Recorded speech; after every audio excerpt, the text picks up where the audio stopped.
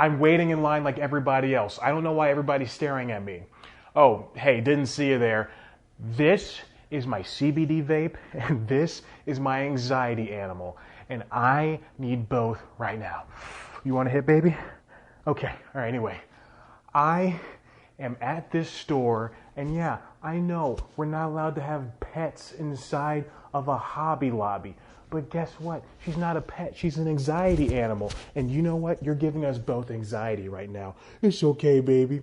It's okay. We both have anxiety. You're scaring her. Please stop bothering the both of us.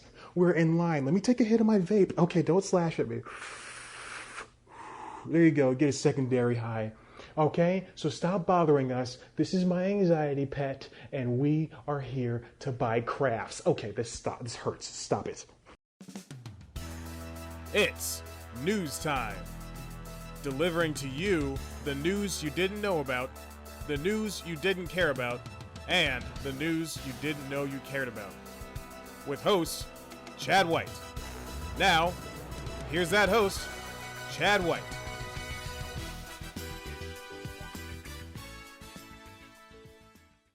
Welcome back to News Time. I'm your host, Chad White, and this is the comedy news you didn't know about.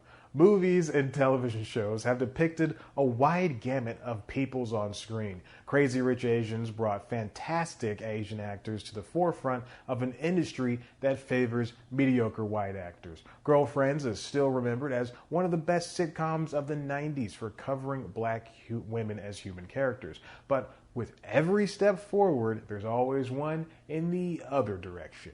So that means you didn't move anywhere. I know directions. Depictions of disabilities on film are more or less non-existent. And when they are existent, they're not treated exactly the best. Look at the most recent release where disability is in the forefront. Sound of Metal, the Riz Ahmed star, is easily one of the best movies of the year and one of the best ways to display disability on film. It follows Ahmed's character, a musician in a heavy metal band, who, after playing his umpteenth show, slowly goes deaf. He wants to fix it as soon as possible, but his girlfriend helps him get into a rehab center for deaf people in order for him not to slip back into old drug habits. The absence of sound is used to great effect here. It's not that sound is gone entirely from the audio track, it's that it's not present when it should be. Everything is in a vacuum, and we only get to hear what the movie wants us to hear. And it all works. Every deaf character, from the children to the housemates, are treated with dignity and respect, just like their other fellow actors. The problem is not every show or movie pulls that off. Check The Witches on HBO Max.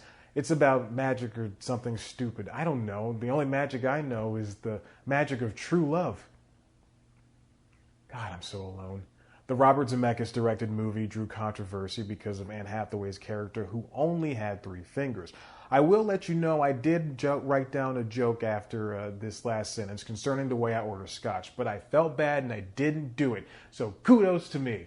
The problem with Hathaway's character's hand design is that it resembles ectrodactyly, a limb disability where digits are missing. The movie, which is based on an original book, which was written by Roald Dahl, which also spawned a movie in 1990, none of which I've seen or read, states the witch's arms as, quote, claws hidden by gloves. These claws are described as cat-like in every instance of mention. Why they didn't just give them kitty claws is beyond me. Hathaway took to her Instagram to apologize. Warner did the same. Disability, race, and gender have been depicted poorly throughout Hollywood forever, basically. Italians played Native Americans in Westerns. Asians weren't allowed to act opposite white actors for years. And when they did, they were villains with poor English speaking skills, or sex objects with poor English speaking skills. Latinos and blacks are thugs. Indians are computer people. Whites are heroes, main characters. Do we not see the pattern here? A new organization from the Ford Foundation called Disability Future Fellows was created to bring creatives of that community to the forefront. A $50,000 grant will be given to each fellow, and they'll be able to get support for 18 months, making those with disabilities on screen and off screen more visible. Yes, just like race and just like gender, those in the disabled community weren't that well represented on screen. That's what drove actor Shane Hartline to write and direct his film Cookie about his spasmodic dysphonia, which is a voice disorder where muscles in the larynx tighten, causing a strange sound to come out in lieu of the regular voice. He made the movie to show what it's like living with a disability in the same way that I use this very program to slowly show my descent into madness. I achieved that goal 215 episodes ago. I'm just treading water now, which is odd because I can't swim. For real.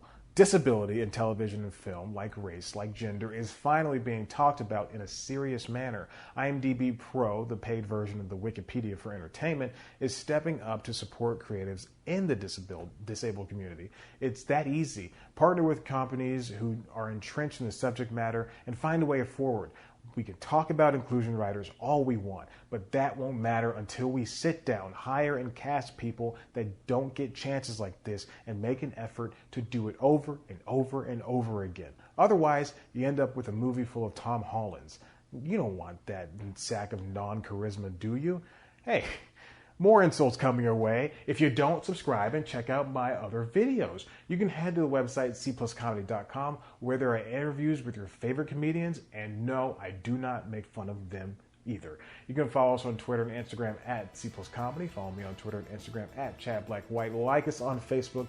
Listen to the Constitutionals podcast wherever you get your podcasts. And I don't want to say anything to negate what I said at the top of this show. So goodbye.